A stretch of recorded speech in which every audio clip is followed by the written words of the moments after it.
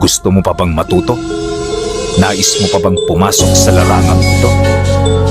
Sinasabi ko sa iyo, sa oras na pumasok ka, wala nang daan papalabas. Marami ang mangyayari at kung hindi ka mag-iingat, posibleng madamay ang iyong pamilya. Ngunit sa kabila ng mga panganib na yan, tsak naaangat ka sa karamihan. Alam mo kung bakit? Dahil kukunti lang sa mundong ito ang nakakaalam ng tunay na karunungan. Marami ang may kakayahang pumasa at pumunawa ng mga libreta. Pero hindi lahat may kakayahang magtaglay ng kapangyarihan ng mga salita.